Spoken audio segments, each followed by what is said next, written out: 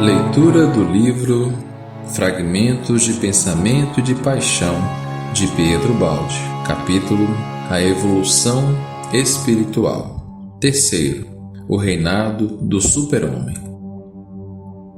Ressurreição. O homem libertado ressurge.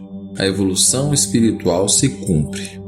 A grande lei da vida triunfa. Percebo o rugido da maré que avança dos mais profundos abismos e impele os seres a uma corrida desenfreada de ascensão e que é o hálito da vida.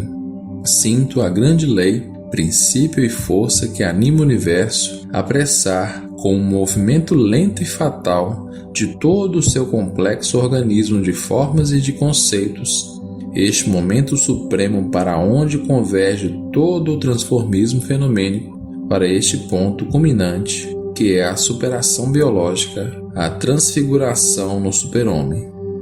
Toda a vida se acha empenhada no esforço de forjar seu produto mais elevado no grande trabalho da última síntese. De um mundo de luta e de dor, a alma renasce em luz nova e respira a atmosfera rarefeita das grandes alturas.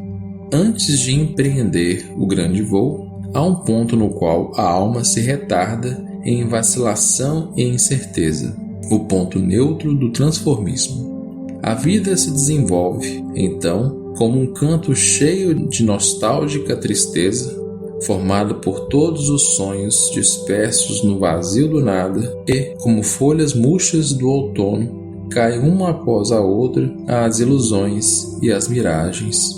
O canto morre em nostalgia sem nome, apaga-se quase em calafrio mortal. Extraviada em deserto desolado e sem fim, a voz retumbante do eu se desvanece em canção lamuriante de sonho.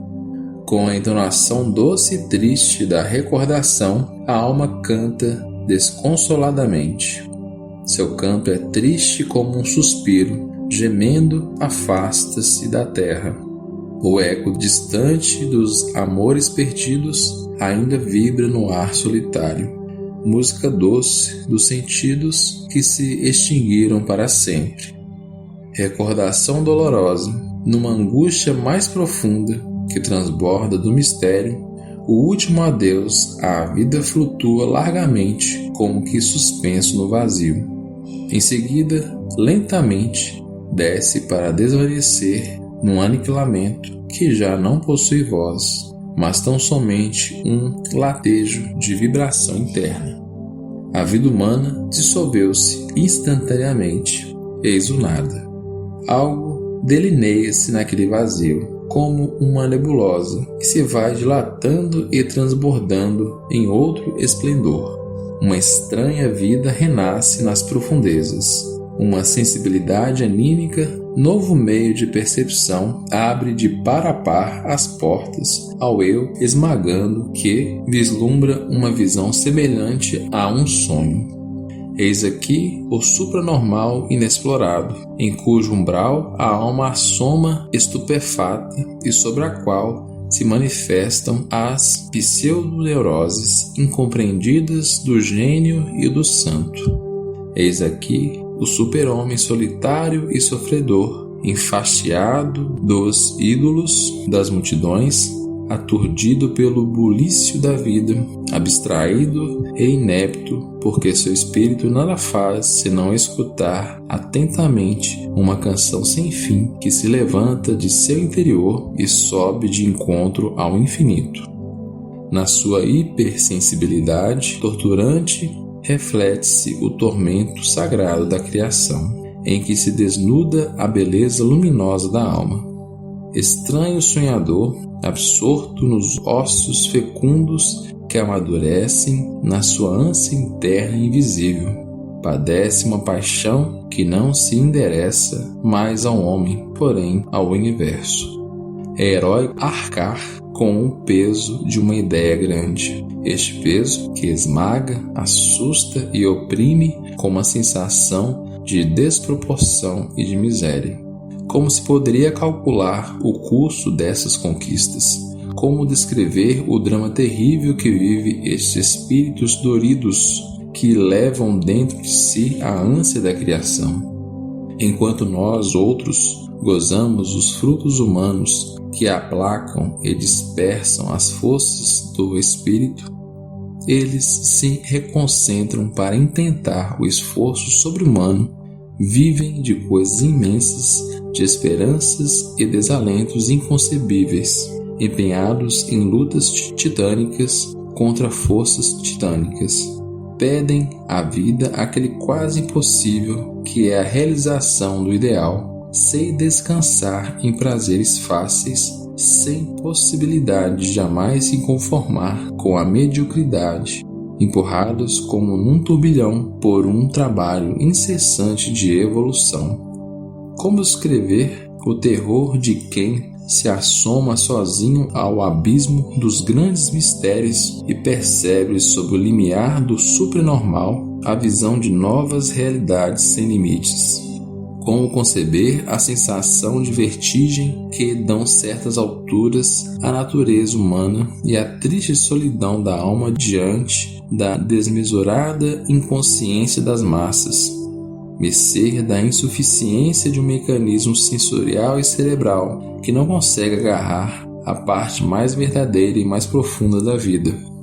Depois, a luta para ascender sozinho, a desvinculação atroz dos laços da animalidade que com frequência constituem integralmente a vida, o esforço, às vezes perigoso e malogrado, para forçar a aceleração do progresso evolutivo. Atrás de cada vitória, a vertigem de uma altura maior, até que apareça um novo mundo de grandiosidade arrebatadora.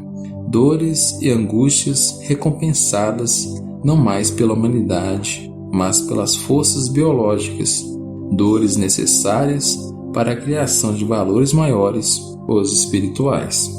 Depois do exame da evolução espiritual como conceito, desde o ponto de vista científico até o religioso, depois do estudo dos meios para realizá-la sob o ponto de vista social e espiritual, consideremos-la agora com um ritmo mais rápido e vibrante, como um impulso de paixão na plenitude de sua realização. Completaremos desta maneira, mudando continuamente de perspectiva o quadro desta concepção que é uma filosofia universal e completa da vida. Vimos que os caminhos da libertação nos conduzem ao reino do super-homem, a cujos umbrais chegamos, onde se efetua a superação biológica. O nascimento do super-homem pressupõe a morte do homem, ou seja, um isolamento e uma luta. É o isolamento do mundo inferior, é a luta entre o espírito e a matéria, entre o ser novo que se liberta e ressurge e a animalidade que não deseja e, entretanto, deve morrer. Na desvinculação entre espírito e matéria, na libertação deste novo ser que, impulsionado pela lenta maturação do tempo, surge estranhamente no mundo novo com novos sentidos, instintos e conceitos. Aí existe todo um esforço de ascensão, laboriosidade do parto, ânsia de criação, e isso depois de uma incubação milenária, a força de acumular experiências e aptidões, crescendo e aperfeiçoando-se com o trabalho da vida. Há algo que recorda, se bem que muito longínquamente, o glorioso nascimento da vida no mundo orgânico, uma grande conquista depois de enorme trabalho e prolongado esforço. O homem, já chegado ao máximo da evolução terrestre, avança ainda mais além, apartando-se da animalidade que lhe era própria, superando-a totalmente com novas e mais vastas aptidões, até revolucionar a vida. O espírito, aprisionado pela matéria, já antes de nascer, no período penoso do ensaio, se debate dentro do organismo corpóreo, insuficiente e preguiçoso, como entre paredes de um cárcere. Urge-lhe crescer e o mecanismo sensorial já não pode mais a crescente vontade de perceber e de viver. Este novo organismo, que é a alma, deseja romper a carcaça para expandir-se na luz do sol. Deseja superar o passado e abrir-se nas rotas da vida, ressurgindo no júbilo de uma renovada juventude. Este é o significado íntimo dos fenômenos metapsíquicos que tendem a normalizar-se e das manifestações cada vez mais claras do subconsciente na realidade cotidiana. Existe dentro de nós mesmos e se vai definindo cada vez mais uma personalidade ansiosa de vida própria. Grita sempre mais forte e golpeia desesperadamente o nosso interior como se fora a porta cerrada de um cárcere. Cada dia é mais castigada pela estreiteza dos limites do mecanismo sensorial. Quanto mais naturalmente se dilata, busca lançar-se fora nas realidades novas e mais vastas, para a conquista de uma vida independente. Encontramos descrita perfeitamente esta luta e este esforço em muitas passagens psicológicas da literatura mística, como por exemplo no sonho relatado no capítulo 25 de Primeiro Fiorit de São Francisco, para a demonstração de que os santos, seres biologicamente adiantados, viveram realmente este drama íntimo. O espírito ensaia o voo e cai. Depois se purifica, cobra forças através de outras provas para volver a reiteradas tentativas. Caindo e ensaiando de novo, consegue finalmente o voo vitorioso. O espírito sofre na longa espera, mas o futuro lhe pertence. A matéria é tenaz em sua opressão, mas como filho do passado, fenece com este. O homem atual oscila entre as duas fases cóticas, num dualismo de formas de vida que evidencia o transformismo ascendente, dualismo que observamos em todos os valores humanos e que agora volvemos a encontrar no homem. Apresenta-se-nos, assim, uma duplicidade de organismos em um único ser, conexos e distintos ao mesmo tempo, juntos, mas não fundidos, distanciados por uma rivalidade que é uma guerra sem quartel para conquistar todo o campo da vida, corpo e alma, matéria e espírito, os quais, assim como a força e a justiça, a dor e o prazer, o mal e o bem, somente representam no caminho da evolução o passado e o futuro. Nada importa se a existência do espírito, essência destilada de todas as experiências da vida, que tudo compendia e conserva eternamente, por ter uma entidade sutil e impalpável, foi negada. Não importa tampouco se, em muitos casos, a alma silencia, pois o seu componente físico é débil. Para outros, ela é uma realidade contínua, evidente, indiscutível. Se não é ainda possível, para sua demonstração, executar uma exata anatomia espiritual, é devido tão somente à falta de meios sutis de investigação. Quem busca provas racionais para encontrar a alma, atesta a sua própria involução. A alma, como Deus, não se demonstra, é sentida e é alcançada dentro de nós mesmos por intuição, e não por um esforço exterior de raciocínio. Em alguns seres avançados, nos quais o espírito se sente maduro para uma vida própria e reclama a sua afirmação em contraste com um organismo que não quer ceder seu campo e perecer, a luta pode chegar a ser terrível.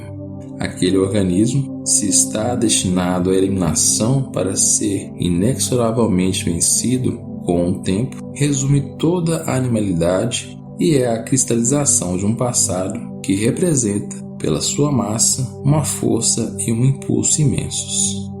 A chamada ardente do espírito, a matéria impõe a inércia das grandes massas.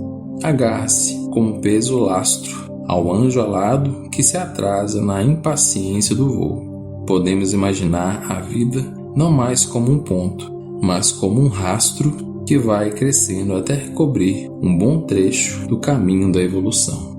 O espírito é o seu limite extremo avançado.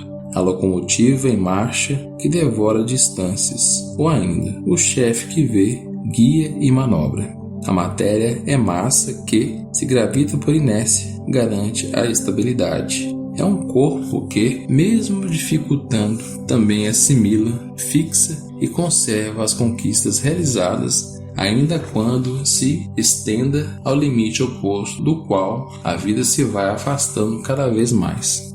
O espírito que marcha à frente, em processo de contínua e progressiva criação, ansioso por viver mais além, tem a seu cargo todo o trabalho da marcha e é o inimigo natural de tudo quanto vem atraindo atrás de si. A matéria, em compensação, é um organismo animal feito para abastecer-se a si mesmo e não as criações espirituais. Um organismo cujas células estão construídas para as trocas comuns e não para suportar as tempestades do espírito. Este organismo é o inimigo natural do espírito que, para afirmar-se a todo o transe, lhe impõe um trabalho pesado e até o agride, como para matá-lo, a fim de libertar-se dele. Daí esse desequilíbrio que se quis incluir no patológico e que somente é um deslocamento de centro de vida, a aparência exterior de um imenso trabalho de criação. Dentro da vida se encontram o enorme trabalho do renascimento e a dor da morte. O espírito é organismo em crescimento contínuo que, no seu incessante renovar-se, vai matando cada vez mais a besta no homem. Cada segundo é fração de transformismo evolutivo, no qual uma parte do ser morre e volta a nascer. Desloca a vida para dá-la ao espírito, subtraindo a matéria. Nenhuma criação é possível sem trabalho e sem dor. Uma parte de nós outros, dada a autoridade da lei, que é um impulso irresistível de evolução, deve separar-se para ser abandonada e substituída de outro modo. A natureza inferior está obrigada a este trabalho típico de reparação do mundo de hábitos e instintos, que foi seu e que deve extinguir-se. A natureza inferior está obrigada a este trabalho típico de reparação do mundo de hábitos e instintos, que foi seu e que deve extinguir-se. Isso não quer dizer que ela, sentindo-se desfazer pelo ímpeto da borrasca, não resista por instinto de conservação e não se rebele para não perecer. Apertada em engrenagem que a vai esmagando cada vez mais, preza por uma sensação de asfixia e de terror da morte. Luta desesperadamente. Daí, essa batalha interior, verdadeiramente épica e que é a maior de todas as glórias humanas, drama laborioso e fecundo, através do qual resplandece a função evolutiva da dor. Existe um duplo trabalho: o florescimento do espírito, órgão novo que intenta alcançar cada vez mais solidamente as futuras formas, o sofrimento e a morte de um organismo que se sente limitado em suas expansões máximas, formado e afirmado solidamente nos séculos vividos, sob a presidência da mesma lei que agora o mata. Esta morte daquela parte de nós mesmos, que em geral é a mais sólida, pois data da herança dos instintos mais antigos, é o maior tormento, é o justo preço da conquista da evolução. É bem certo que o caminho da superação, por ser feito de renúncia, é o caminho da tristeza e causa horror, encerrando, todavia, uma alegria que compensa. Não sofre o ser em sua totalidade tais restrições, mas somente o organismo inferior, o único que grita, enquanto a parte mais nobre do eu goza e se alegra ao vislumbrar nova e ilimitada expansão. Encontramos-nos também aqui na frente de dois conceitos inversos e complementares: a função da dor, que no mundo animal é destrutiva e se inverte no mundo espiritual em função criadora, o que para os instintos inferiores significa terror e morte, para o espírito é gozo e vida, e ao contrário. A evolução impõe-se sempre dentro de perfeito equilíbrio de justiça. Não é possível se esquivar a um sofrimento, assim como não se pode recusar uma alegria. Quem se entrega aos gozos do espírito deve sofrer o tormento da carne, e quem se entrega aos da matéria sofre um contínuo desassossego, o remorso da consciência que não é possível abafar, pois despertará quando cair a ilusão. Parece impossível uma posição de ócio, porque a evolução é lei inexorável que nos impõe a conquista de nossa felicidade.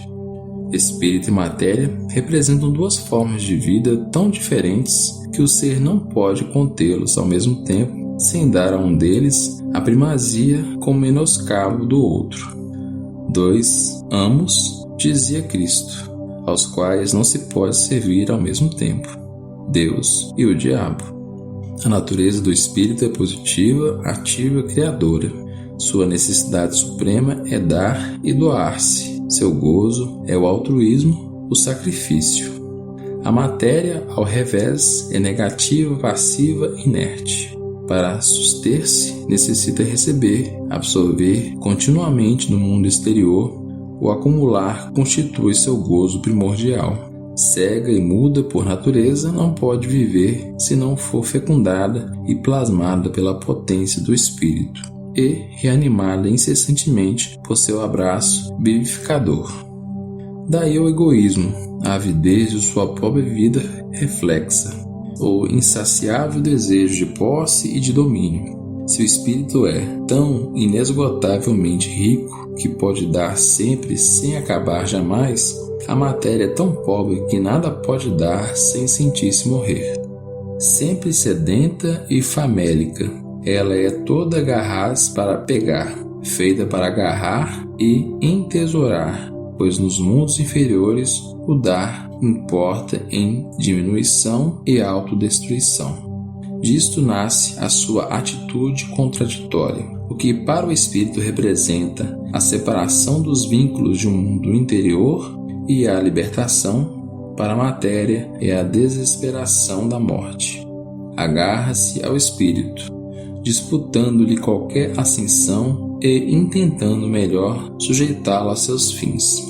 Estabelece-se, desta maneira, entre os dois uma luta pela vida, luta que será tanto mais árdua quanto mais forte e atrasado for o nosso eu inferior. Não atendamos à sua voz desesperada.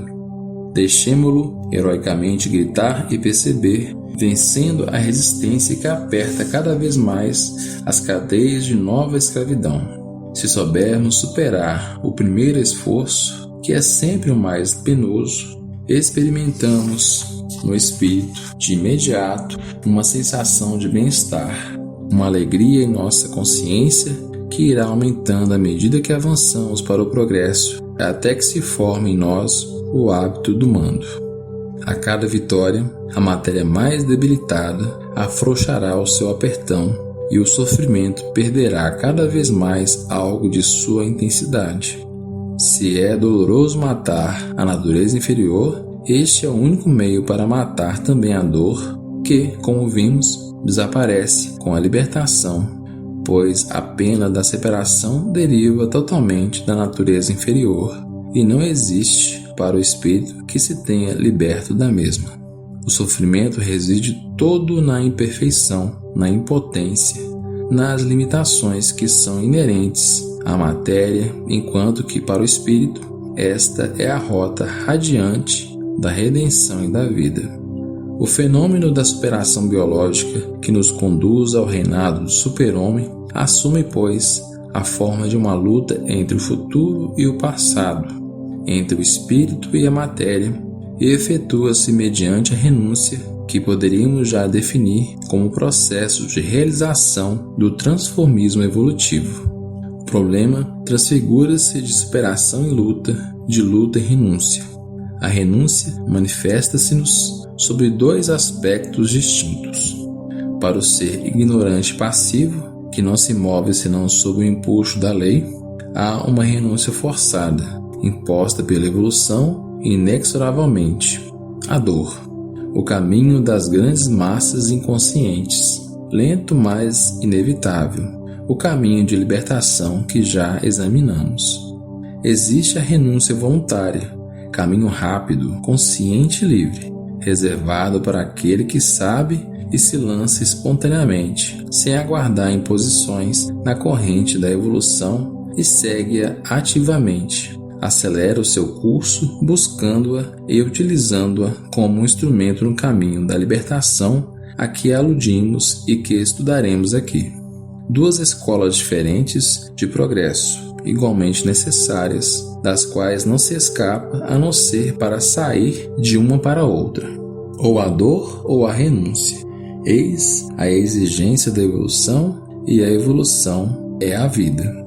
Dor e renúncia não são, pois, senão duas fases desta operação. Tocam-se como fenômenos cótigos que tendem de pontos diferentes ao mesmo fim, a libertação.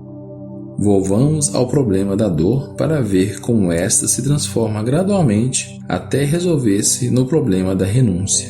Chegaremos assim a explicar-nos o significado desse conceito da renúncia, absurdo e inadmissível se o separarmos da evolução, que utiliza como instrumento de superação e ascensão. Estudaremos uma questão mencionada anteriormente, a da renúncia como meio de libertação. Veremos como deve ser usado este meio, qual é o dinamismo de seu funcionamento que nos conduz ao reinado do super-homem, onde finalmente se realiza a evolução espiritual tão amplamente preparada. Deixei de enumerar, entre os caminhos da libertação, os sistemas de yoga, escola de pensamento e desenvolvimento espiritual, a ciência oriental da evolução, não só porque este estudo nos levaria demasiado longe, senão também porque estes sistemas são adequados especialmente aos que podem viver em isolamento monástico. Limitamo-nos deliberadamente a uma ordem de ideias ocidentais e científicas e chegaremos à realização do yoga com os meios da nossa própria psicologia. A dor, contra a qual de nada valem a riqueza, a ciência e o poder, entra inexoravelmente em todos os lugares e sabe fazer-se sentir também naqueles que ignoram sua função evolutiva, impondo-se incondicionalmente a todos. Em contato com ela, o eu saturado do mundo exterior sente-se sacudir em suas fibras mais íntimas por uma sensação estranha. A dor oprime, cerra todas as vias de expansão para o exterior, obriga o impulso da vida a retirar-se em ordem sobre si mesmo para buscar novos refúgios em outras direções, usando rumos inexplorados. As forças que de outro modo se dispersariam se lançassem para o exterior, acumulam-se e concentram-se para dilatar-se, em compensação interiormente, numa expansão diferente. O progresso e a conquista de bens são os primeiros instintos da vida e a felicidade que o homem necessita. Tudo que os limita lhe causa pena, pois toda a diminuição de si mesmo é dor. O eu, que se encontra rodeado pela dor, sofrendo-a, agita-se freneticamente sob o apertão que o sufoca, preso de desespero pela necessidade insatisfeita. Vê-se induzido a intentar outros meios para realizar aquela expansão que é a sua própria vida. Se está maduro pelo sofrimento e pelo conhecimento, ao defrontar a barreira inexorável que o dispõe, que o destino opõe ao seu fácil crescimento externo, com um supremo esforço se rebela contra tudo o que é do mundo exterior, buscando outro caminho em si mesmo. O impulso da vida toma assim outra direção para o interior. A expansão encontra a maneira de igualmente realizar-se, mas para uma realidade de outra ordem, saltando por cima das várias lisonjas e gozos. Deste modo, o sofrimento da dor se modifica em um mal benfeitor, porquanto sem o seu aguilhão não teríamos buscado um novo caminho. Uma vez orientada neste rumo, a personalidade traça então um novo itinerário. Avançando gradualmente, descobre que a vida humana não é a vida integral e vislumbra, mais além da mesma, um mundo imenso. Ocorre um fato estranho. A cada golpe que parece acarretar a ruína, algo ferve e emerge do mais fundo do eu. Cada vez que a dor aperta e parece reduzir a vida, algo se reconquista numa forma diferente que, em compensação, a engrandece. Percebemos que a dor nos separa e nos livra de um invólucro denso de apetites e sensações, que a alma se levanta para um mundo maior à medida que nos vamos despojando da animalidade, que se dilata numa potência mais vasta de percepção, numa forma de vida mais intensa, numa realidade cada vez mais profunda, do mistério que se afloram novas faculdades na consciência. Eis porque uma vida de provas pode conter grandes compensações no mundo do espírito e, como recompensa, estimular essas grandes criações interiores que na arte, na fé, na ciência, nascem sempre de uma grande dor. Seu valor como instrumento de evolução provém deste seu poder de penetrar e revolucionar, de provocar uma reação. A dor é, desta maneira, um grande estimulador e excitador de rebeliões nas quais a vida espiritual se revela. No mundo subhumano, ali onde a dor é derrota sem piedade, o ser sofre na sombra, cheio de ira, em estado de absoluta miséria de consolo, de luz e de vida. É a dor do condenado sem esperança. O homem é sempre livre para usar, com responsabilidade própria, as forças naturais, podendo retroceder até o abismo se não quiser esforçar-se pessoalmente para realizar sua libertação. Somente no mundo humano o eu se reconcentra em si mesmo e pondera. As experiências se acumulam, o instinto registra, assimilam-se melhores hábitos, criam-se aptidões e capacidades espirituais. A alma começa a sua expansão. No mundo humano, o espírito pressente uma recompensa e uma liberação e leva consigo um raio de esperança. É a dor tranquila de quem expia e sabe. Mesmo quando a alma conserva uma aspereza exterior, encontrou uma rocha onde aquela não chega, outro mundo onde se refugiar. A arte de saber sofrer conscientemente, vencendo a vida. Deste modo, a dor recebe um valor totalmente novo, porque a mente a analisou, descobriu as suas causas e estudou as suas leis.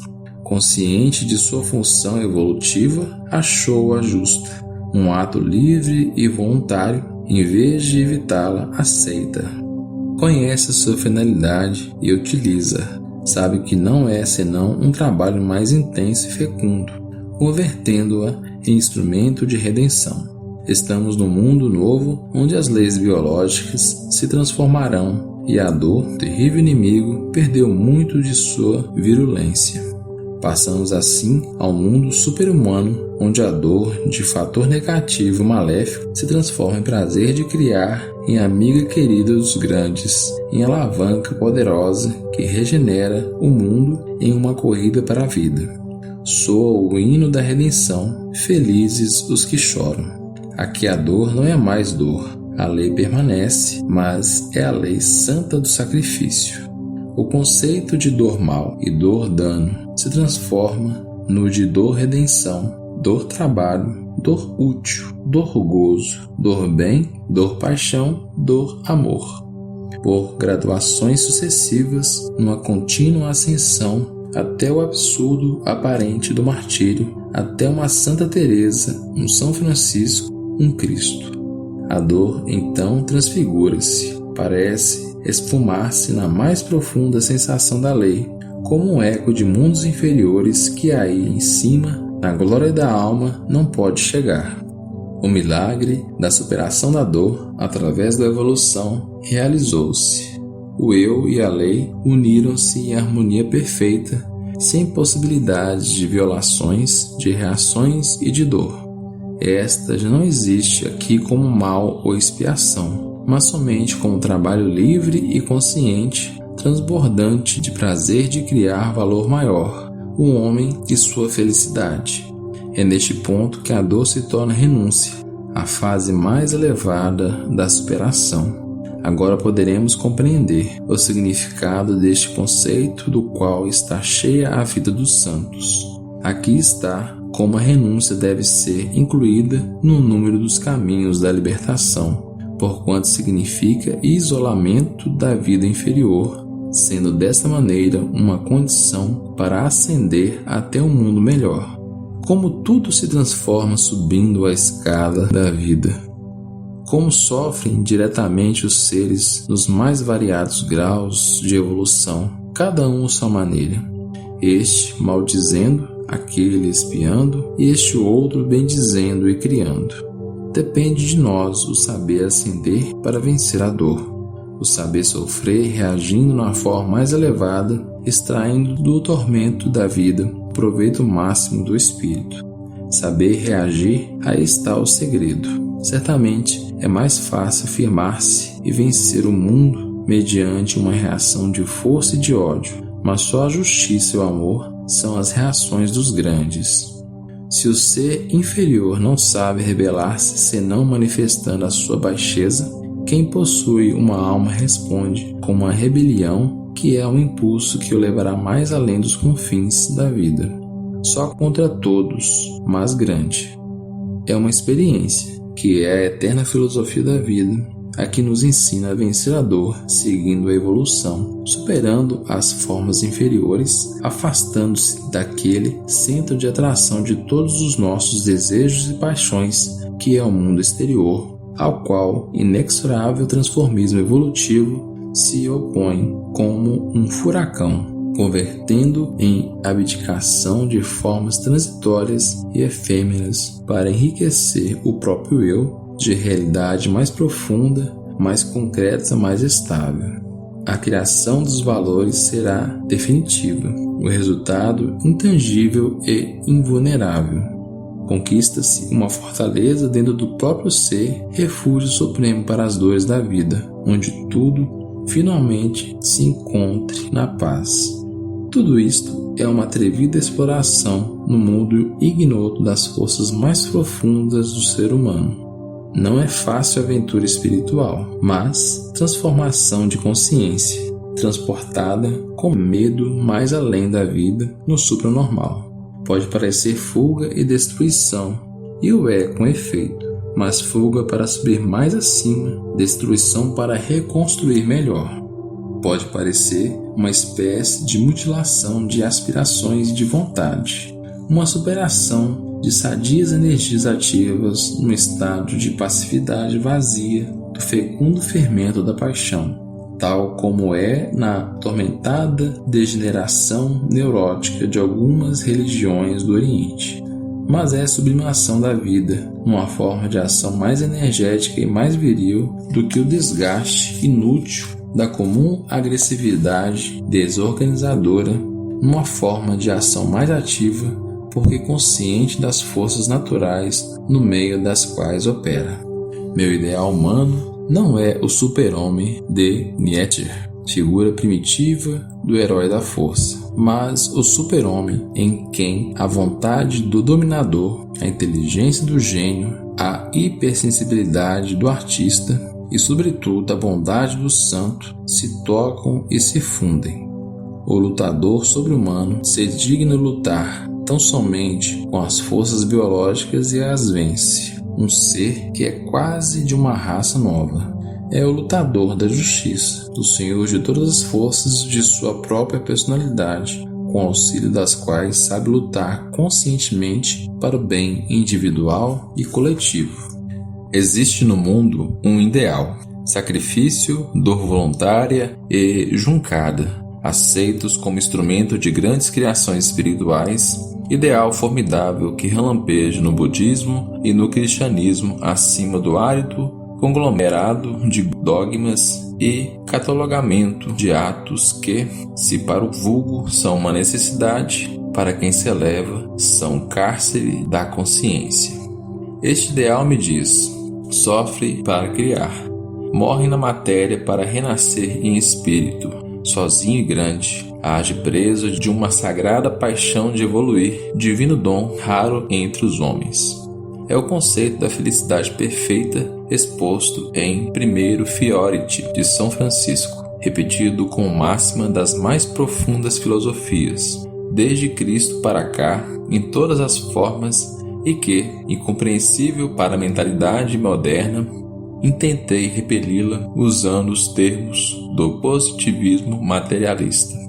Contenho a confirmação daquele fato indiscutível que é a experiência vivida, com poderosa fé por estes homens de vanguarda que são os santos, os quais seguiram este método para realizar sua ascensão, glorificada pelo assentimento dos povos e a veneração dos séculos. Se tudo isto é uma utopia, se a santidade é uma aberração, se a humanidade não está louca, e se desejamos, para venerar, antes de tudo compreender, esta concepção sintética é indispensável.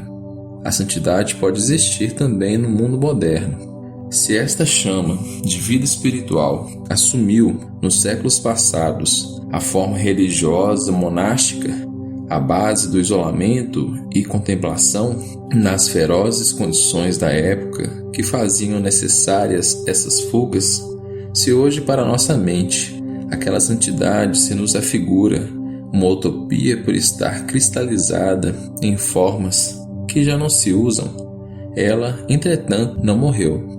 Como eterno fenômeno indestrutível, terá que substituir invariável em sua substância, mesmo quando mude de formas, de acordo com o progresso e mentalidade moderna. Uma santidade nova, culta, consciente, direi quase científica, uma santidade que, liberta das estreitas fórmulas medievais, surja à luz do dia no meio de nossa turbulenta sociedade. Um santo novo é necessário no mundo moderno, o super-homem, síntese viva dos mais elevados conceitos, surgido do budismo, do cristianismo e da ciência, consciente de todos os valores morais que compendia, de sua força biológica, de sua função evolutiva. Um santo que, superada a forma, liberto do passado, dono do futuro, volte a lutar em nossa vida com nossa psicologia, dominador em perfeito equilíbrio entre tantas forças diferentes e que suporte heroicamente o choque das almas rebeldes e jovens.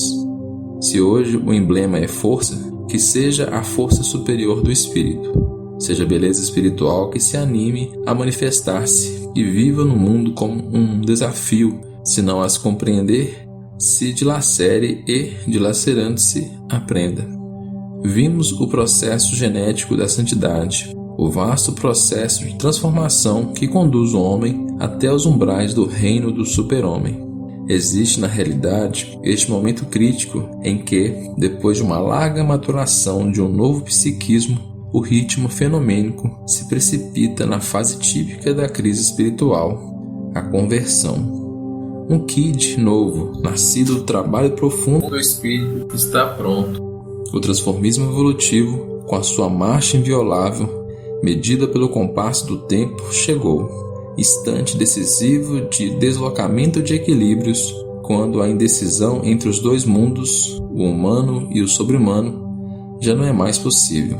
Este momento psicológico, que é o ponto crítico em que se resolve o fenômeno espiritual, não é, por certo, um conceito novo. As escolas de pensamento chamaram-lhe umbral, as regiões ocidentais, a graça, termos imaginativos para descrever o primeiro, o ingresso em um novo mundo, ingresso impedido pelas paixões e instintos do passado que, erigidos em vontade autônoma, funcionam como seres vivos, como guardiões. O segundo, um descenso do sobrenatural no humano para elevá-lo num abraço fecundo para o alto. Os estados psicológicos característicos desse momento, que preludia o renascimento da superconsciência, parecem estranhos. Depois da grande luta, toda a vontade parece ter-se acabado. O ser preza de um total decaimento. Extraviada a razão, destruída a consciência, é esgotada toda a energia vital num estado de passividade que parece inércia, e não é mais do que a receptividade que alcançou o grau do hipersensível. Então, o eu mais profundo da superconsciência desperta e se manifesta. É surpreendente a mudança, tal como a criança que se converte em homem, verificada nesse tipo de consciência que, entre as sensações de morte, renasce tão diferentemente. Surpreendente porque contraria todos os cânones da ciência médica. Um organismo que parece finar-se precisamente durante o seu descenso vital, se vitaliza e se sensibiliza, se aguça e se dinamiza perceptivamente, engrandece-se espiritualmente, tal como se nutrisse em mananciais de energia de natureza extra-orgânica. Todo o mundo das sensações reaparece, mas tão fora do habitual e tão incontrolável a princípio que assumem as aparências incertas de sonho. Então, a percepção, antes insegura, incompleta e às vezes errônea, como no recém-nascido, se vai precisando, fazendo-se mais luminosa e consciente. Período de controle como de regulagem desses novos meios de percepção à realidade externa. Período em que a consciência, ao mesmo tempo que se alegra por sua acrescentada potencialidade, por outra parte se assombra por estranhos extravios, provocados por deslocamentos de sensibilidade, o que constitui o seu maior tormento, pois sente que se perde neles tudo quanto havia conquista. Vislumbrar por um instante um mundo novo e, em seguida, como cego, não ver mais nada. Sentir possuir novas faculdades perceptivas e de choque, não as saber usar mais. Ter provado o êxtase e senti-lo desvanecer. Tudo isso é característico desse período de transição e possui toda a incerteza da tentativa e toda a voluptuosidade do desenvolvimento. Todavia, gradualmente, a percepção anímica se vai estabilizando e o eu se orienta.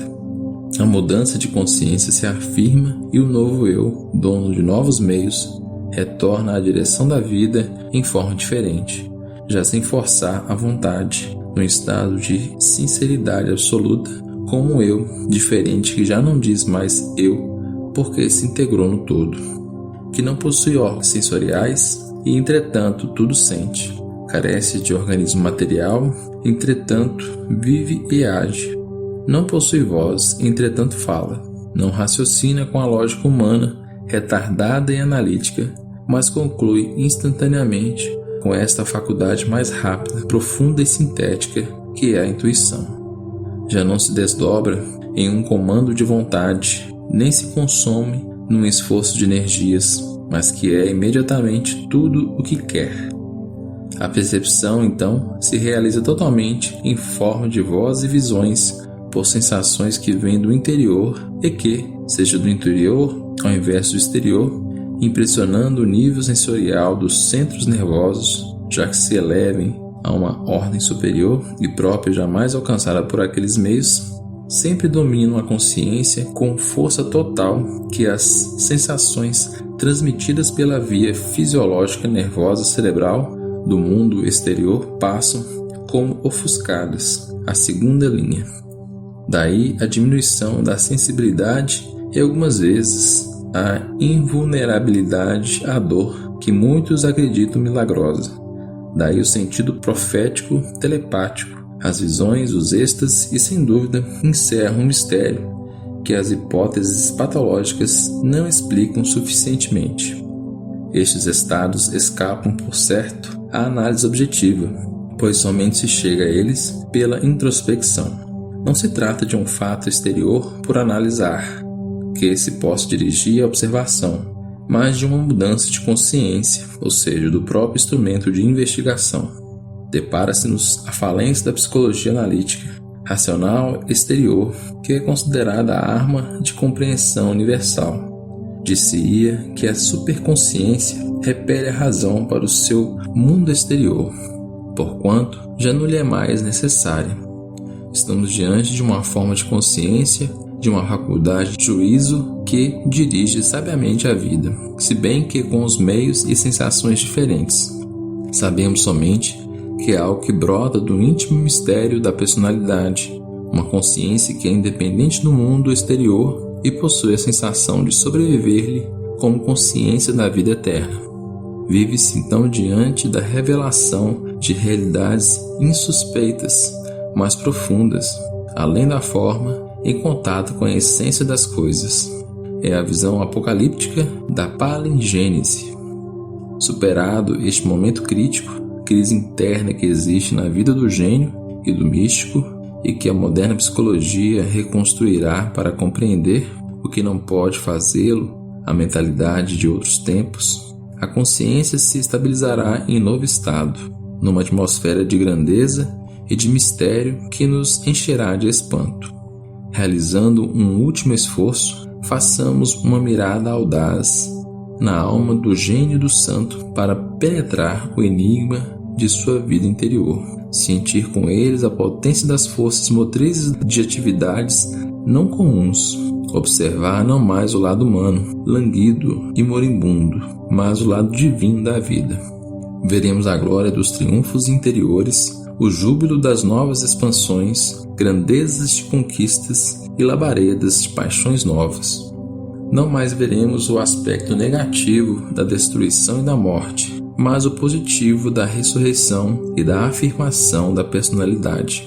Olharemos com a coragem que nos confere a necessidade de venerar e a fé mesma dos grandes, ainda quando o haver ousado compreender e desejado imitar não nos tenha servido mais do que para tornar a cair, uma vã tentativa de voo, mais dolorosamente ao solo, para quedar aí, mudos e assombrados, olhando ao longe, com a nostalgia no coração, o cume inacessível do reino do super-homem. Como descrever os estados de superconsciência, a psicologia do supranormal? A normalidade retrocede com uma sensação de vertigem e de sagrado terror. Como descrever estes estados de contemplação interior, no qual o mistério do universo e o mistério da alma se olham e se compreendem? O olhar aprofunda-se na íntima causalidade fenomênica. O fracionamento da realidade entre os obstáculos de espaço e de tempo é superado durante o supremo estado do espírito, que descansa na visão global do todo, êxtase com que o santo é recompensado amplamente da perda de todas as coisas humanas, de todas as dores e renúncias que se impôs a si mesmo para alcançá-lo, arroubo sublime onde o tormentoso turvelinho das ilusões humanas não chega, onde o descanso é absoluto, o poder imenso, a vida que se multiplica em nova percepção anímica, corre caudalosamente ao encontro do infinito. É completo o gozo do espírito que aceita o beijo divino que se inclina para ele em labareda de amor. Amores incompreensíveis que abalam e quebram a débil tessitura humana, demasiado frágil para suster seu ímpeto. O centro da vida se desloca, seu trono se eleva na hipersensibilidade própria do supranormal e parece nutrir-se nos mananciais exclusivamente espirituais, mediante um intercâmbio que se efetua em meio às forças de uma ordem especial desconhecidas por nós. A alma possui a visão da lei, a sensação de seus atos submerge-se na sua corrente, respira a música que emana das harmonias da criação e se alimenta desse respiro. Que vibrações do cosmos encontrou, como as absorve, de que modo sintoniza com essas vibrações do infinito? Os estados supranormais foram descritos diferentemente pelos místicos, justamente porque essas sublimações de personalidade são como as filosofias distintas, segundo o tipo de temperamento de cada um. Vêm por evolução de um longo passado. Existem, entretanto, um fundo comum e linhas gerais que convergem sempre de qualquer tempo e lugar que elas derivem e que não deixam motivos e dúvidas. A superconsciência é sempre consequência da dor criativa da renúncia. É sempre o último termo de uma evolução dos instintos, dos desejos e das paixões. Há uma classe de temperamentos, a dos sensitivos ou psíquicos, a que pertence o místico e na qual se pode incluir o poeta, o artista, o músico, o homem de ciência, o gênio e o santo. Ali onde as qualidades espirituais humanas se desenvolvam em qualquer forma e a natureza humana alcançou as suas faculdades mais elevadas, ali existe sempre um super-homem. A humanidade compreende e exalta aquela condição do mesmo, que se encontra mais evoluída e posta em maior evidência pela oportunidade ou pelo ambiente, mas todas elas possuem pontos de contato entre si e coexistem mais ou menos latentes no mesmo ser. As qualidades de raciocínio, se bem que não são mais do que luz fria que, mesmo quando clareia o atalho, nada sabe realizar por si só, movem-se a miúde, paralelamente, prontas para excitar as do coração à paixão que obra e cria. Se os intelectuais agem num campo com as forças analíticas da mente, os emotivos e os apaixonados constroem em outro campo a força intuitiva do sentimento e do amor.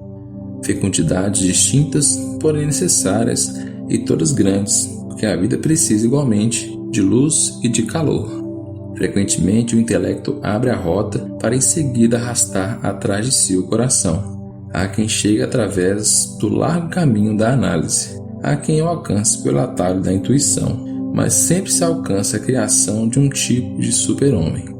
Tratemos de delinear as características mais salientes da psicologia do super-homem, entidade de raciocínio e de paixão, qualidades fundamentais da natureza humana que não se destroem, mas se aperfeiçoam e se equilibram na forma mais seleta. Antes de tudo, uma racionalidade mais perfeita. A conquista da verdade se completou. A consciência move-se em plena luz, não mais uma verdade subdividida, fracionada em tantas pequenas verdades particulares, incompletas e em luta, buscando a unificação, mas uma verdade universal que, superando-as, admite todos os pontos de vista dos indivíduos, dos tempos, das crenças e das religiões. Eliminada essa nulidade lógica, a consciência já não nega nada mais, porque conhece tudo. Não mais essas zonas obscuras, inexploradas, dentro e fora de si, essas grandes zonas de trevas que são os mistérios. O mistério, necessidade da mente inferior e evoluída, desaparece. Faz-se luz até nas coisas íntimas. A lei evidencia-se integralmente, seja em grandes linhas como nos pormenores. Paralelamente, uma sensibilidade mais profunda, um feixe de sentimentos novos, poderíamos chamar percepção anímica, permite o gozo de sutis belezas a miúde despercebidas. Junto às harmonias da arte, do homem e da natureza, revelam-se as harmonias mais profundas da estética moral, a arte divina, que não possui a beleza superficial grega da forma, mas a íntima e mais alta beleza do espírito. Mais do que a contemplação de uma ideia, é a realização em si da perfeição superior e da harmonia universal. É a conquista de valores imperecíveis. É a criação de um organismo espiritual de eterna beleza, ao qual a vida tudo sacrifica. Juventude, força, saúde, poder e tudo quanto de transitório a terra os ostenta.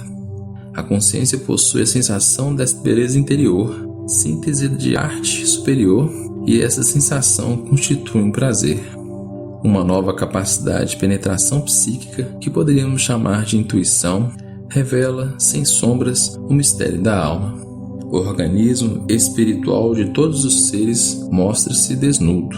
Espontaneamente se manifesta a causa daquelas misteriosas atrações e repulsões chamadas simpatias ou antipatias, e que são afinidades ou antagonismos, súmula de toda a história da personalidade humana.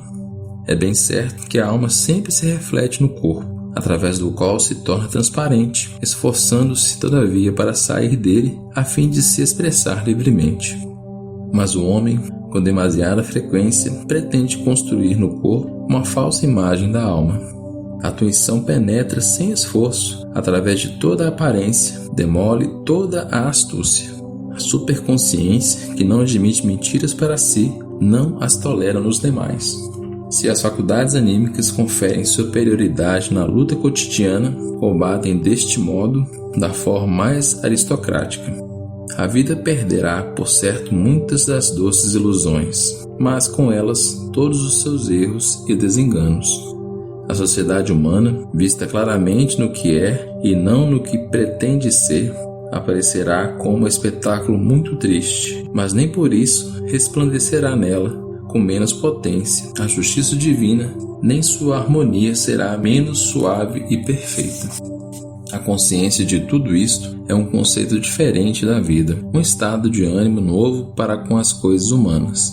O conhecimento das grandes verdades, a solução das últimas interrogações, confere uma grande calma interior, a paz de quem viu a meta, o último termo a que a alma aspira. Deste conhecimento das verdades universais deriva a da própria verdade espiritual do próprio destino.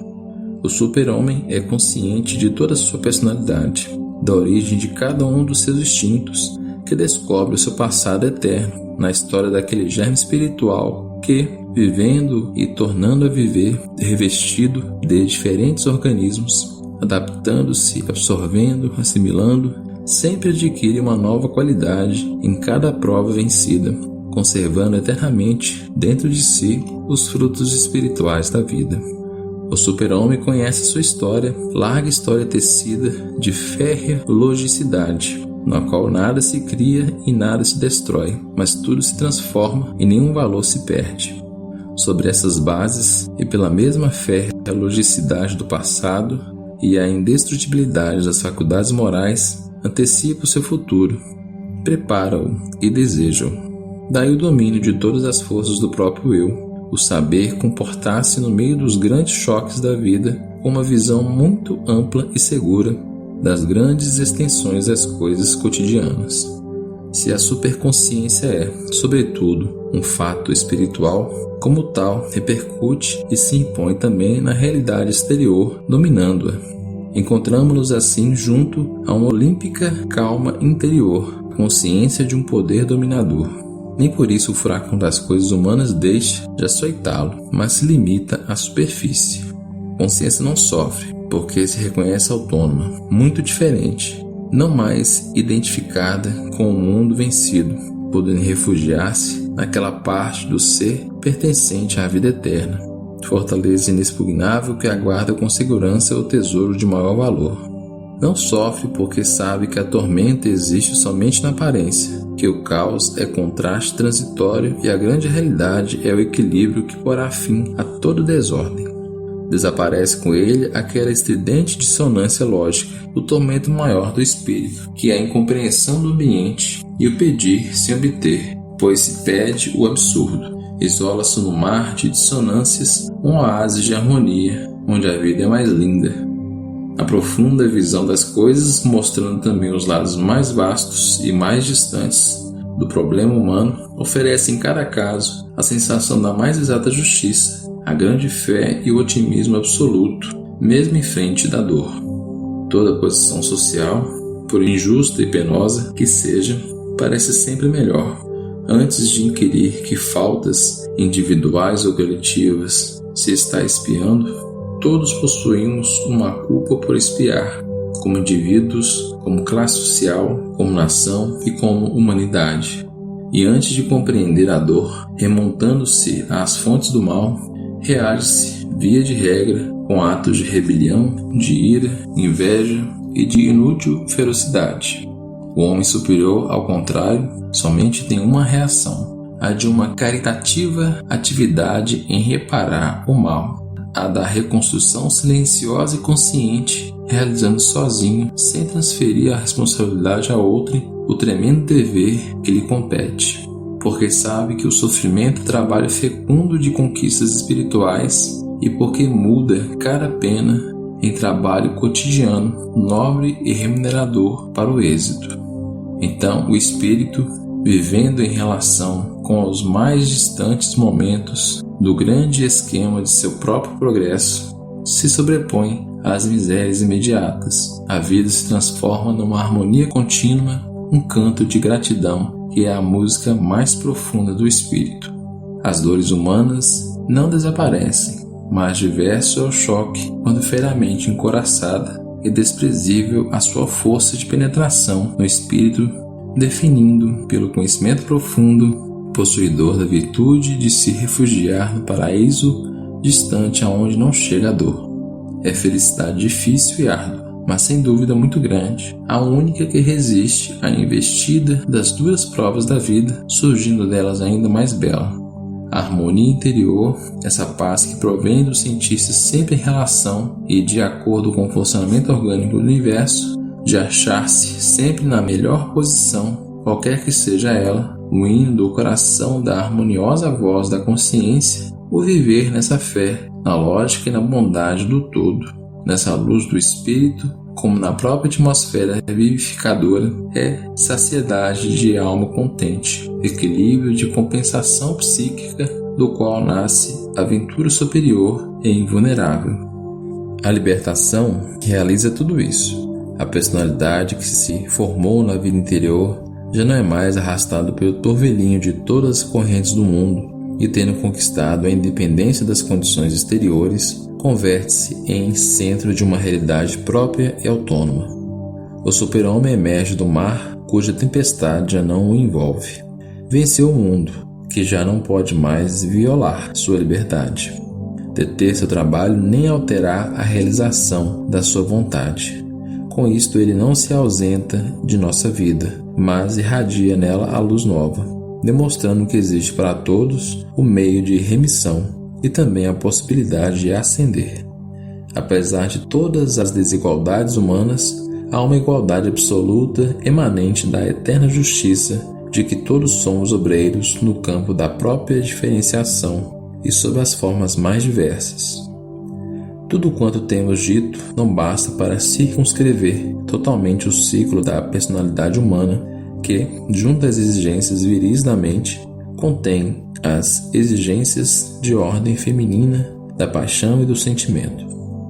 A evolução que comete e transfigura a personalidade humana em todas as suas qualidades, transforma, acrisola e enaltece também as paixões, sem destruí-las.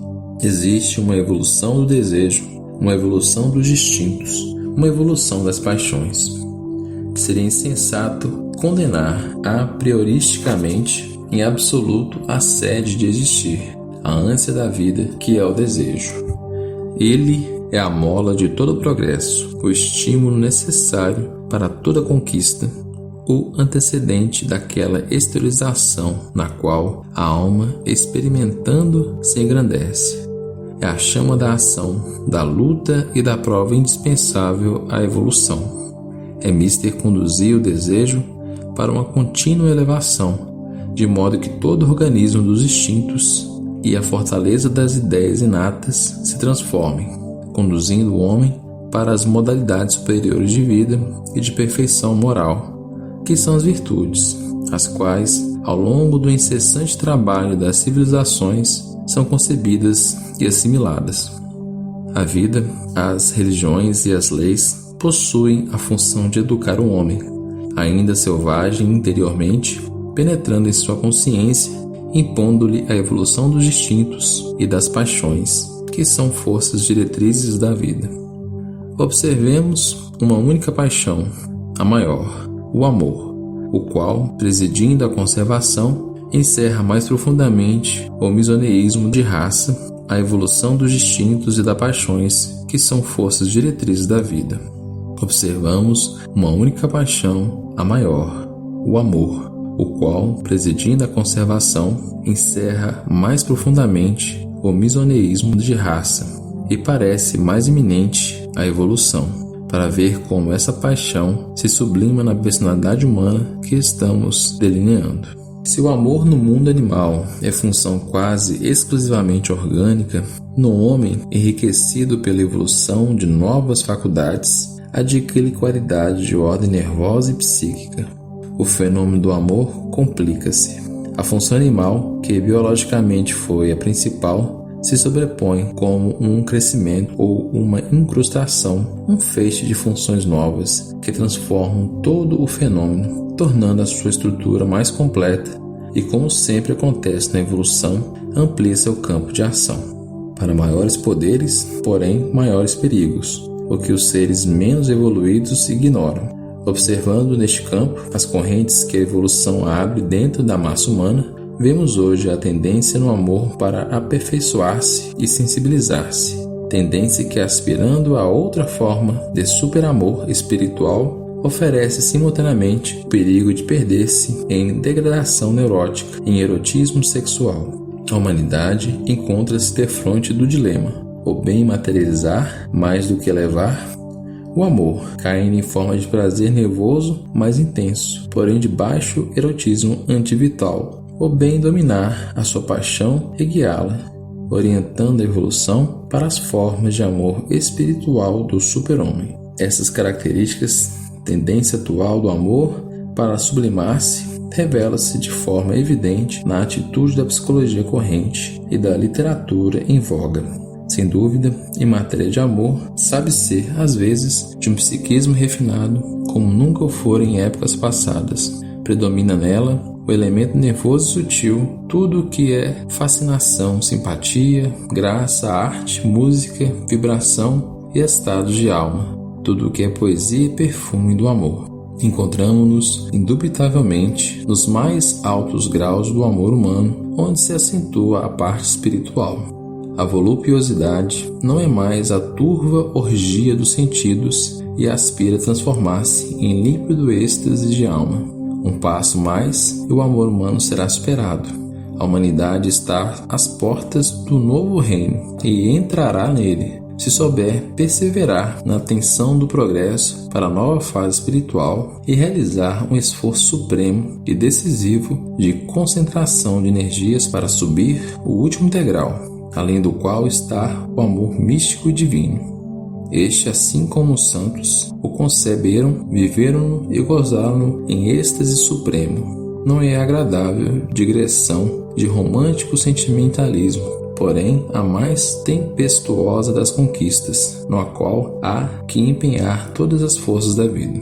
É duvidoso que hoje se realize este trabalho, pois toda a criação demanda muito áspera luta, na qual o espírito se tempera e se exercita, sem prazer e sem descanso. Dispersam-se as energias. A nova sensibilidade, ao invés de ascender, retrocede. Ao invés de espiritualizar-se, torna-se neurótica e decai. De sorte que o amor, na sociedade atual, mesmo quando alcança os mais elevados graus da finura, a ponto de parecer quase chegar à espiritualidade do misticismo, recolhe-se sobre si mesmo e volta a baixar antes de elevar-se do solo, envenenado pela sua própria potencialidade. As novas faculdades psiconervosas, ao contrário de ser utilizadas para progredir, são exploradas para um gozo maior, última consequência da ruinosa concepção materialista da vida. O cérebro e o espírito são postos a serviço do prazer. Chega-se, com tais critérios, a fazer misticismo sensualizado e falsificado, enervante e enfermiço, mediante artificiosas complicações de refinadas esterilizações, enquanto impera no espírito o vazio e a desolação, uma evolução às avessas, a mais completa prostituição da alma. Observemos, entretanto, na evolução do amor, as sucessivas aproximações do superamento realizado pelo explorador do supranormal. Essa concepção do amor divino como sentimento limítrofe, derivado por evolução do amor humano, dá-nos a explicação lógica da sua origem. O fenômeno psicológico, que existe e pode existir, adquire uma base racional, de outro modo inexistente. O amor divino proveio, como em todo fenômeno, por continuidade, do amor humano ao qual é afim, e conseguiu, através de sucessivas provas e elevações que somente demoliram a sua parte mais involuta, aperfeiçoar-se e purificar-se. Ascensão de paixões que faz parte da evolução da personalidade, na qual todas as qualidades se transfiguram numa psicologia de ordem superior. Poderemos, dessa maneira, delinear uma gradação das formas de amor. Cada ser, desde o animal e as raças humanas inferiores, desde o homem culto das classes sociais mais baixas até ao intelectual, ao gênio, ao santo, ama de maneira diferente, segundo a qualidade, a perfeição alcançada. O amor sofre transformações profundas paralelamente ao desenvolvimento dessa cadeia de tipos humanos. Sendo a maior força do universo, não pode deixar de achar-se em todo nível de vida. O progresso é assinalado por uma revelação de amor mais ampla. Suas funções, desde as mais simples, os seres inferiores, multiplicação da espécie, desenvolve-se com a infinita potencialidade do germe, complicam-se com novas atribuições que se subseguem por evolução, aumentando sempre o seu reino. A fêmea transforma-se em mulher, o macho em homem, a simples atração sexual cresce no amor maternal, filial, familiar, nacional, humanitário, para chegar à beneficência e ao altruísmo, culminando na abnegação suprema do martírio. A mulher transforma-se em anjo e o homem em santo. Nesta progressão das formas evolutivas do amor, vemos exteriorizar-se cada vez mais energeticamente todas as defesas da vida, pois é função do amor criar, conservar e proteger. As forças destruidoras do egoísmo são absorvidas e anuladas gradualmente num crescimento de altruísmo e de sacrifício pelas forças criadoras do amor. O altruísmo universal, que abraça todos os semelhantes, nasce. Não obstante, isso possa parecer hoje uma utopia do altruísmo familiar, que lhe é um esboço. É a força em evolução que, em tempos melhores, será o cimento indispensável dos organismos sociais progressivamente homogêneos, pois quanto maiores são as concessões que na vida de cada um se outorguem à vida dos demais, ou seja, o altruísmo, tanto mais forte é a sociedade e mais individualizada e consciente a alma coletiva. A absorção do egoísmo no amor, esta inversão de forças contrárias uma na outra, não é senão um momento do processo de conversão do mal em bem, da dor em felicidade, que já vimos efetuar-se por evolução e possui assim outras funções, além das de defesa da vida.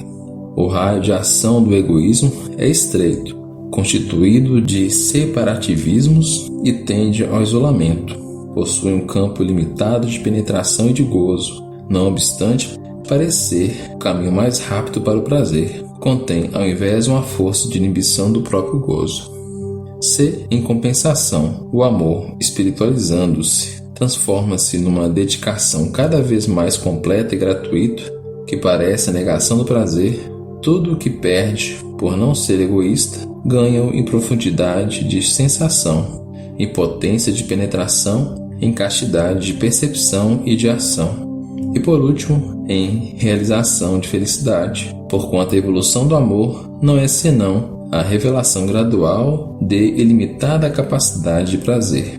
Este aumenta e torna-se estável, de satisfação precária ligada a funções orgânicas sujeitas a cansar-se demasiado rápido devido ao desgaste, equilibra-se numa satisfação nervosa e psíquica cujo nascente mais imaterial dificilmente se esgota e não se altera.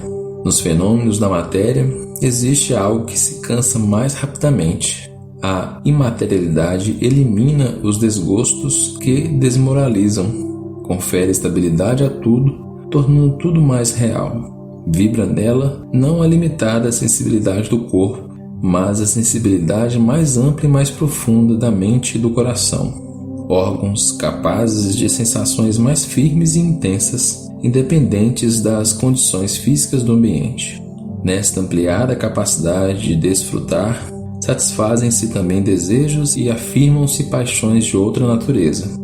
O desejo de posse e de domínio, tão humanamente insaciável, será satisfeito quando, por ter renunciado ao egoísmo que nos separa de tudo o que nos rodeia, podemos possuir e dominar o todo, aproximando-nos das coisas sem vontade de tomá-las e conservá-las com um desprendimento do mais completo altruísmo. Deste modo, se explica a renúncia e a pobreza daquele grande rico e enamorado que foi São Francisco, Possui-se então tudo, riqueza sem limites, quando se sabe amar desta maneira a todos, com aquele amor perfeito que nada pede.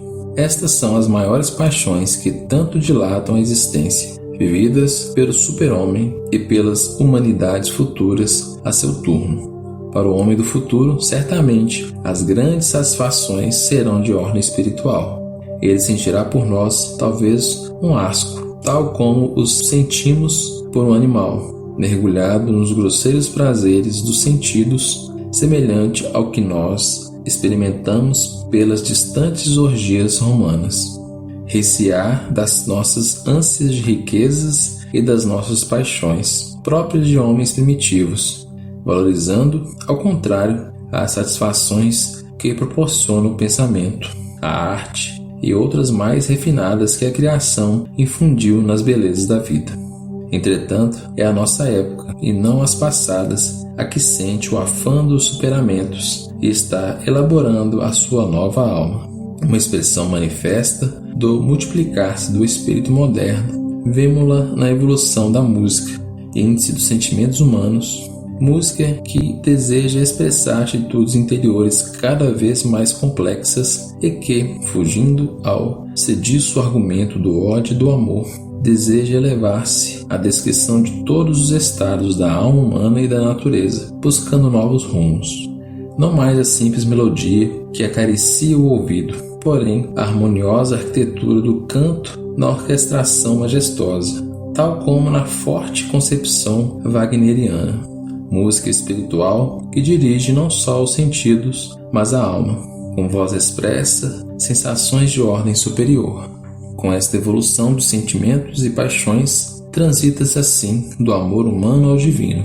Para os que não são sensitivos, parece que a paixão que se espiritualiza oculta-se além de toda percepção no nada, enquanto que ela apenas se desmaterializa.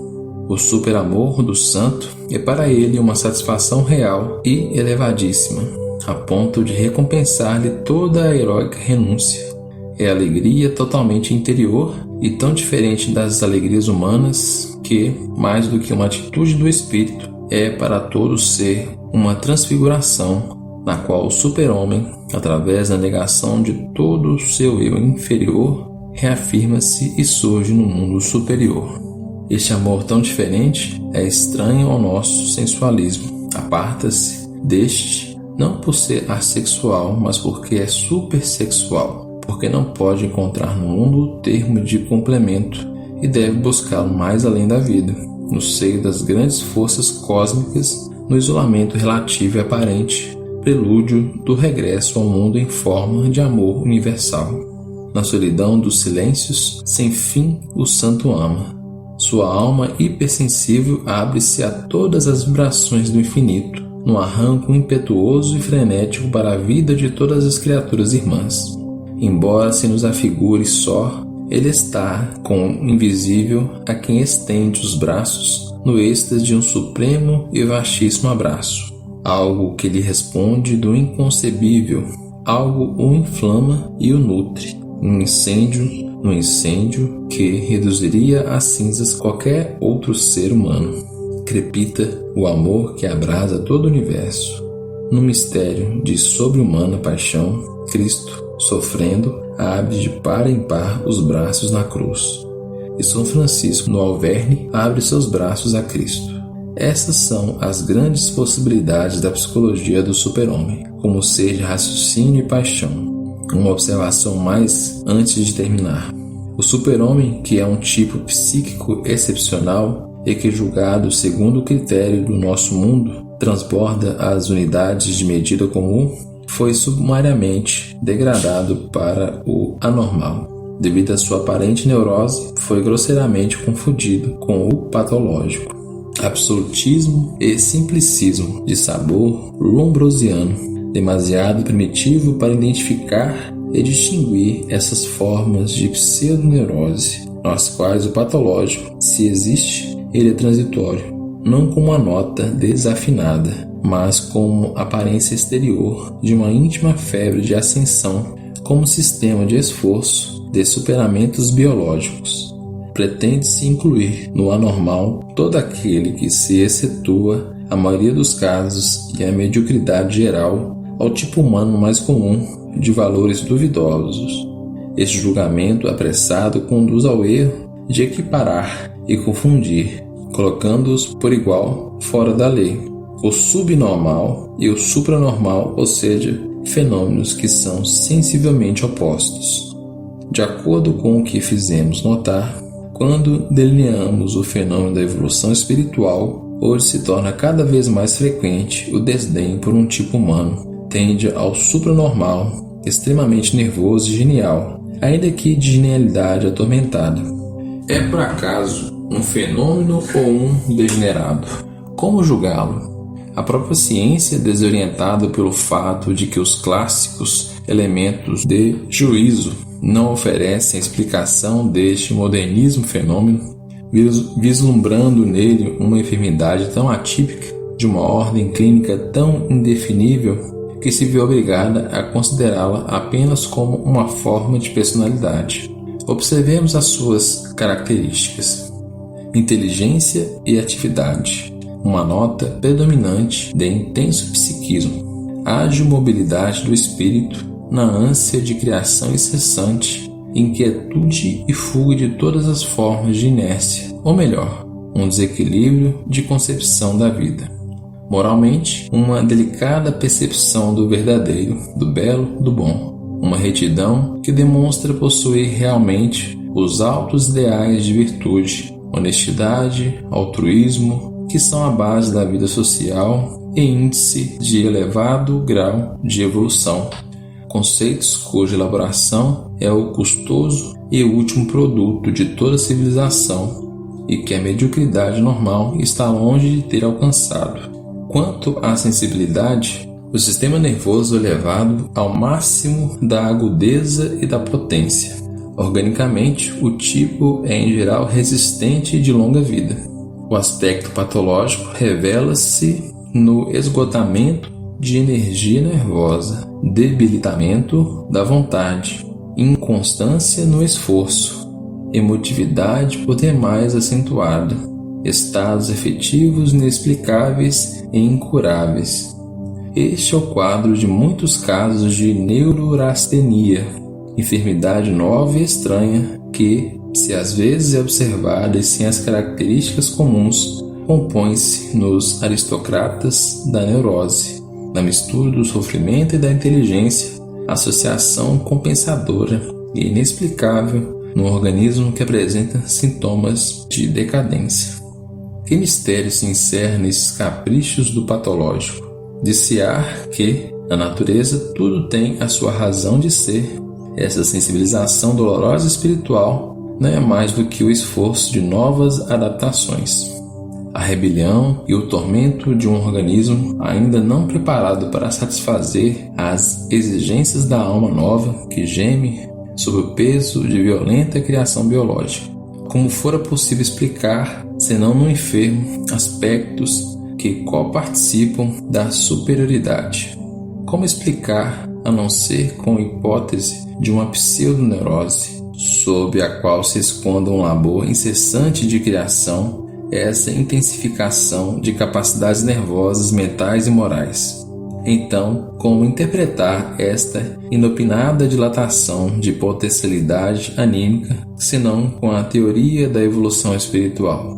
Sem pretender aprofundar a questão, demasiado vasta para este estudo sumário das relações entre neurastenia e evolução psíquica, a fim de colocar esta, um elemento precursor daquela, um sintoma. Na realidade, nos encontramos ante um tipo de personalidade que representa, por refinamento moral superior, intelectualidade e assimilação já efetuada dos mais altos valores espirituais, a formação completa do tipo para o qual a humanidade tende em seu desenvolvimento. Encontramos nele todos os sinais de nobreza racial, de aristocracia que encerra o acme de perfeição que a humanidade tenha jamais aspirado a conquistar. Em sua própria lassidão e emotividade demasiado intensa, na exaltação de sua inteligência e sensibilidade dolorosa, existe algo ultra refinado, como de uma raça que, por estar excessivamente madura, agonize e morra. Não mais um organismo físico predominante que impõe necessidade e sensações ao seu sistema nervoso, instrumento de sua vida, mas um organismo nervoso preponderante que absorve tudo para si, condiciona o funcionamento orgânico e acaba por dominá-lo e transcendê-lo numa quase tentativa de criar-se uma própria forma de vida.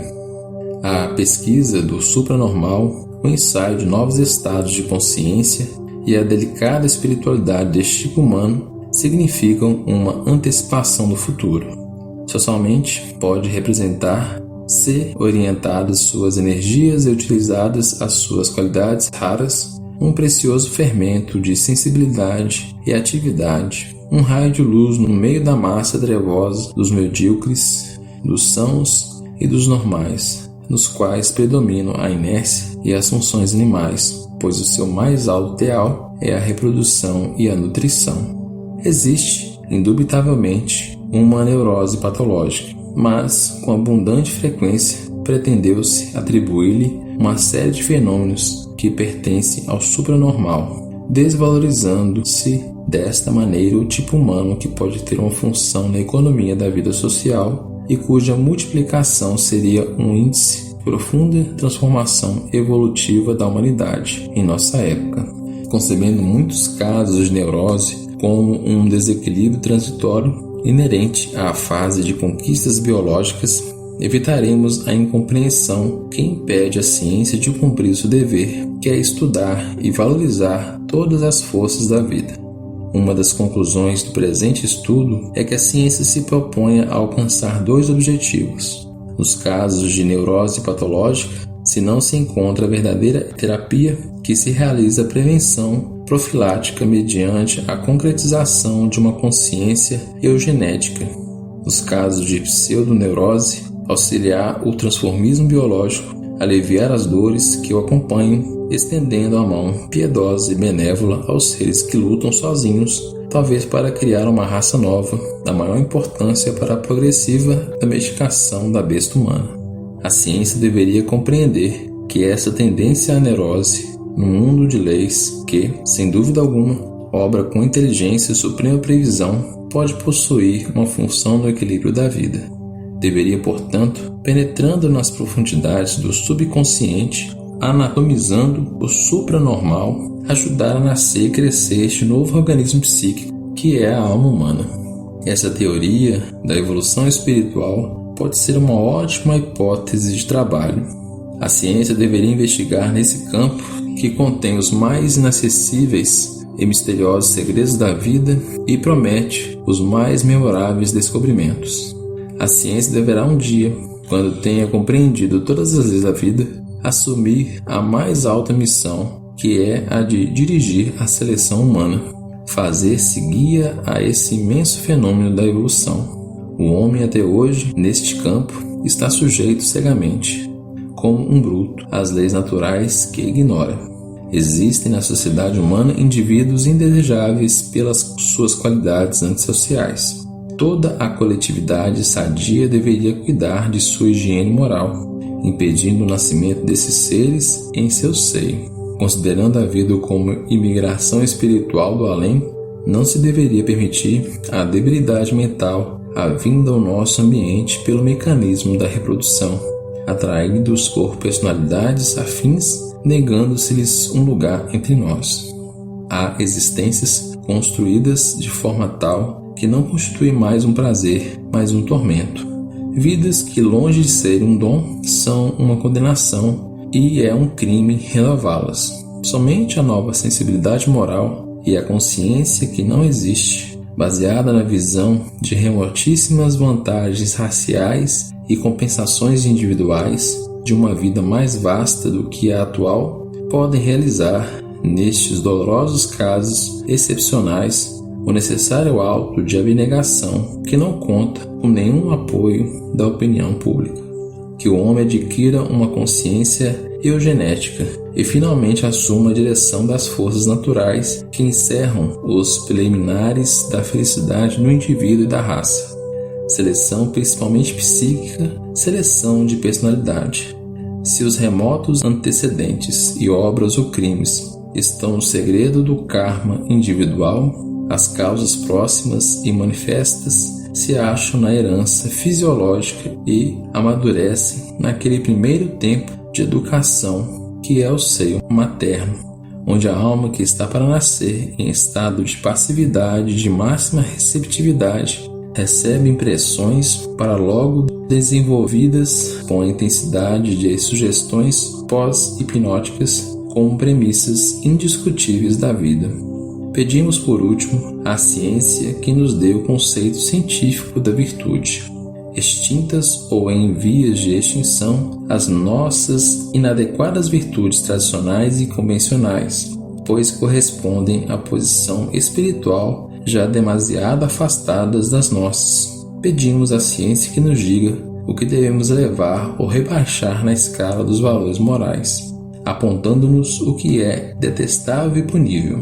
Pedimos não mais a demolição, pois é muito fácil demolir, mas a revalorização mais consciente e mais completa das velhas virtudes intuitivas, uma síntese e uma nova fé para a nossa alma.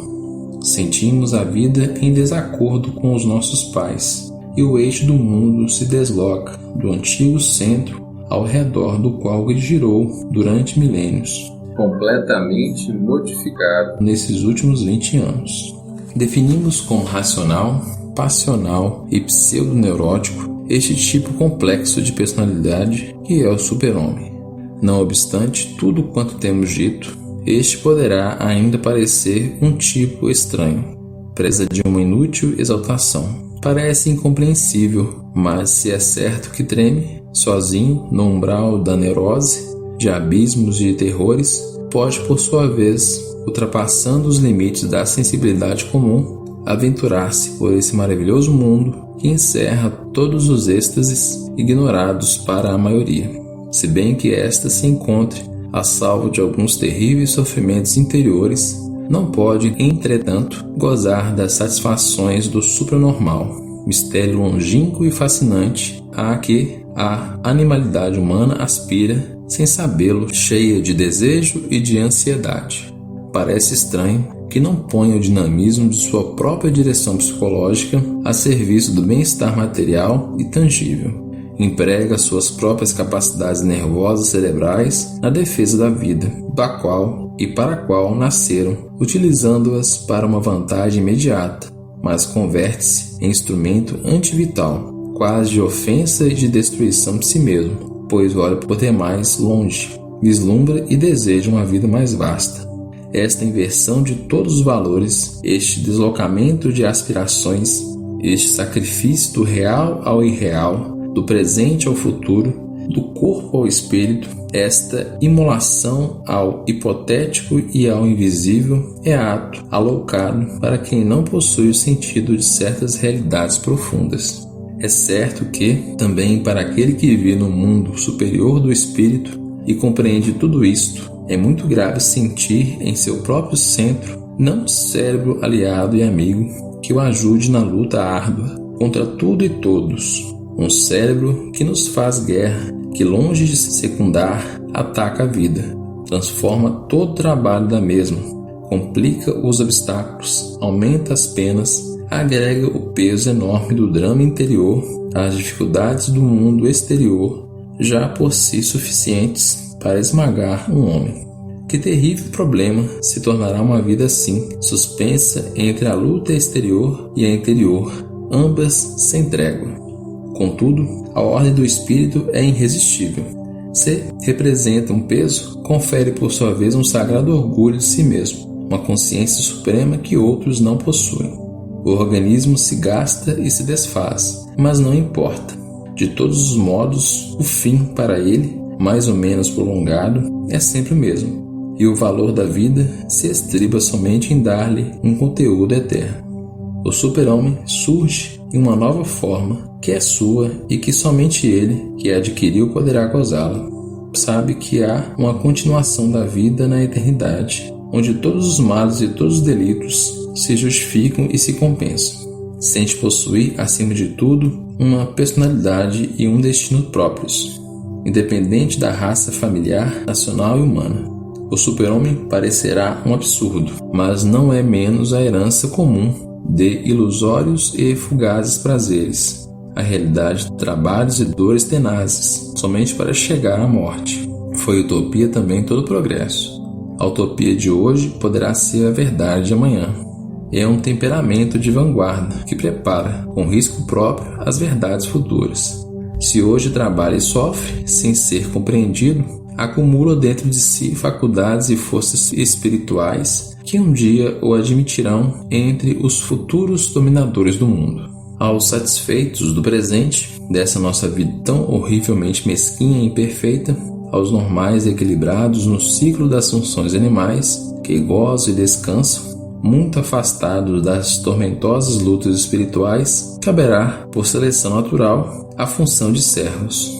Entretanto, não terá sido inútil. Queremos esperá-lo esta excursão pelas terras inexploradas do espírito para descobrir nelas tantas esperanças e esta tentativa de reestruturação por meio da psique e dentro da psique moderna, dos mais altos conceitos éticos na procura de uma fé mais franca e mais sentida. Tentativa talvez malograda, mas que se justifica por sua sadia intenção. Malograda talvez, mas que importa? Nenhum mal derivará para quem não persegue finalidades humanas e sente-se recompensado e satisfeito somente por preferir uma verdade já intuída. Para aquele que conseguiu perceber as forças do eterno, para aquele que vive de uma chama interna que nenhum sopro humano poderá jamais apagar. Mesmo quando este grito de uma alma se perca no vazio e não encontre nenhuma ressonância nos espíritos, não desistirão a evolução e a lei, que continuarão o seu trabalho sem se precipitar e sem jamais se deter.